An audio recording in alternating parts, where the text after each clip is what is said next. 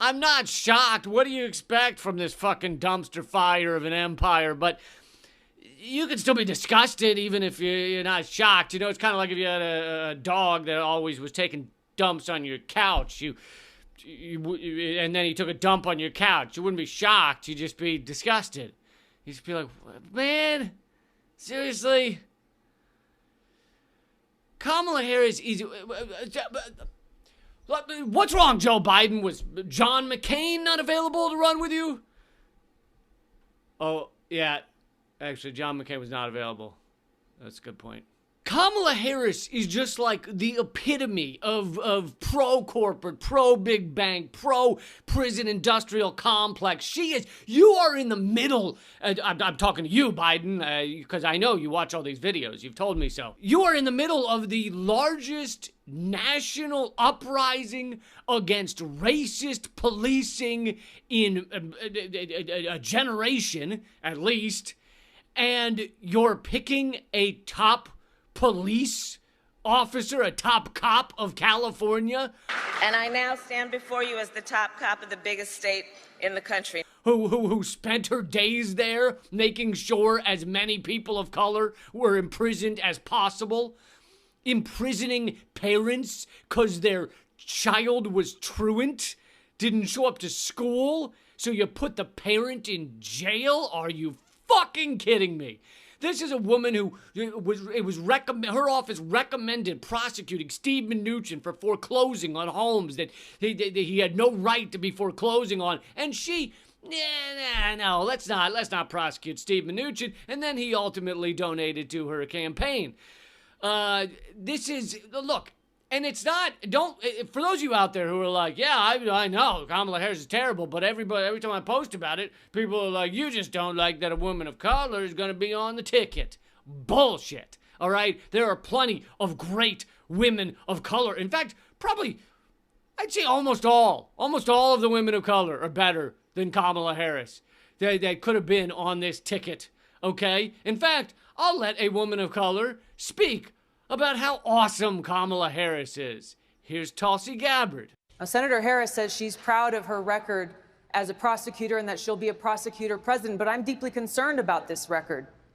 There are too many examples to cite, but she put over 1,500 people in jail for marijuana violations and then laughed about it when she was asked if she ever smoked marijuana. She blocked evidence that would have freed an innocent man from death row until the courts forced her to do so. She kept people in prison beyond their sentences to use them as cheap labor for the state of California. And she fought to keep cash bail system in place that impacts poor people in the worst kind of way. When you are in a position to make a difference and an impact in these people's lives, you did not. And worse yet, in the case of those who were on death row, innocent people, you actually blocked evidence from being revealed that would have freed them until you were forced to do so. There is no excuse for that. Well said, Tulsi. Yeah, that would have been a great idea, Joe Biden, to put Tulsi Gabbard in as your VP. Then that'd be a sign to the progressive side of the Democratic Party that you actually give a shit. The anti-war side, the anti-big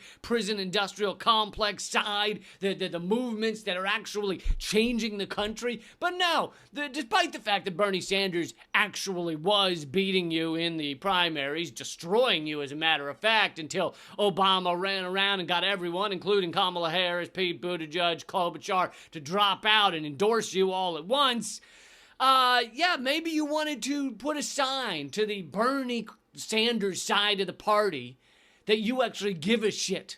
But no, these corporate Democrats don't give a shit. They just want to keep ramming it down everyone's throats that they are the most corporate, pro-war, pro-McCarthyism, pro-corporate destruction of the world party that has ever existed, gone under the moniker Democrat. This is the nail in the coffin to just for the corporate Democrats to just fucking shove it in there. Just, we won. Yeah, you won because you have a lot of goddamn money, all right? That's what it comes down to, isn't it?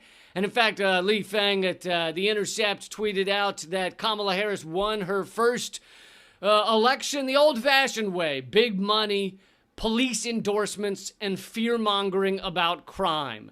She is a cop. all right? And not one of the good guys. She's one of the worst kind of cops. The kind that put people away for smoking a joint. And then when she's asked whether she smoked pot, she laughs about it. Ha ha ha ha. I'm one of the ruling elite. I can smoke pot and not get arrested. Unlike you small people. In fact, let's see how Kamala Harris views protesters who march around demanding, give up time in their day to go out and demand that policing be restricted in this country, that we don't need fucking idiots with guns on every corner in this country, that we don't need 1,000 dead and millions locked up. What is it, 8 million people in this country that are either behind bars or at some point in the criminal justice system right now? We have 5% of the world's population and 25% of the world's prisoners. So Kamala Harris should be running around talking about how this is a crime against humanity. Why the fuck are so many people in prison?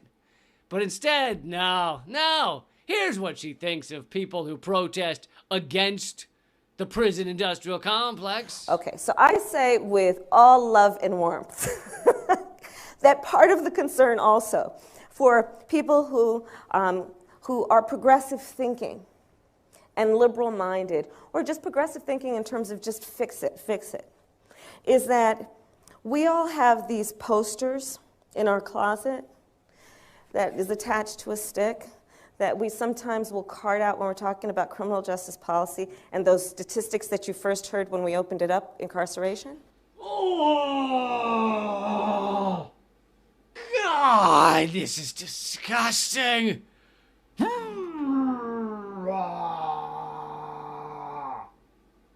And we run around with these signs, build more schools, less jails. Build more schools, less jails. And we walk around everywhere. Build more schools. We protest. Build more schools, less jails. Put money into education, not prisons. There's a fundamental problem with that approach, in my opinion. And it's this. I agree with that conceptually. But you have not addressed the reason I have 3 padlocks on my front door. You're so funny, Kamala. God, I love you. No, she doesn't really address the reason she has 3 locks on her door, all right? That's called inequality. In systems where the inequality is not beyond that of ancient Rome, you don't have crime on this level. And look, I'm not saying that means, oh yeah, if you're poor, fucking go rob everybody, all right? This is not an endorsement of crime, but it's saying if you actually want to stop crime, then you look at the true cause of it. The true cause of it is inequality. And in fact, yeah, has crime gone down? Yeah, because you're just locking up fucking everybody, all right? If our imprisonment numbers keep increasing at the level they've been increasing, then by the year like 2050, we're all going to be in prison.